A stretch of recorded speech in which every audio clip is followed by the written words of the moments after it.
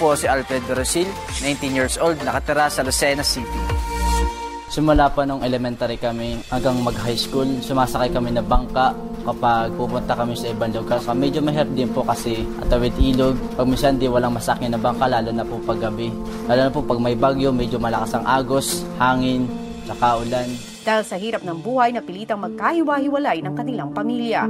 So, mahirap po ang buhay kaya medyo magkakalayo kami. Pag nakikita po kami ay malimit Pasko lang. Doon lang po kami nagkita-kita, nagsama-sama kaming 4. Pero naisip ko, pagsubok lang to para matupad yung pangarap ko. Marami mong pagsubok ang pinagdaanan, hindi naman nawala ng pag-asa si Alfred abutin ang kanyang mga pangarap. Dati pa akong service crew sa isang fast food sa Lucena City.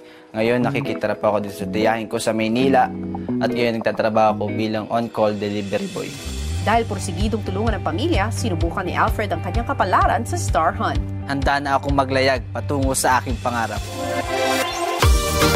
Ako si Alfred, ang prom delivery boy ng Lucena City.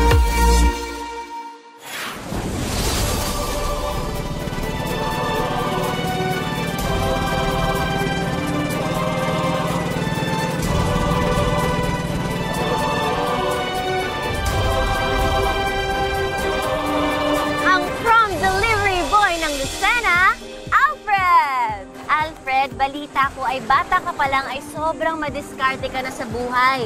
Napakarami na daw ng trabaho na pinasok mo. Magagamit mo ba lahat ng natutunan mo sa buhay sa lahat ng hamon na haharapin mo dito sa isla? Siguro ma-apply ko po yung natutunan ko dati. Simula po bata ako, mas magagawa ko na sa buhay. Ayan. Pansamantala kang magbabay muna sa iyong mami nene. Anak, pagbutihin mo at mga tinuro ko sa iyo, ha? Yung magiging kasama mo, ha? Tuturuan mo din at alam ko, ikaw ang pinaka-the best na kuya sa kanila. Ayun. Anak. Alright, pumunta ka muna sa taas.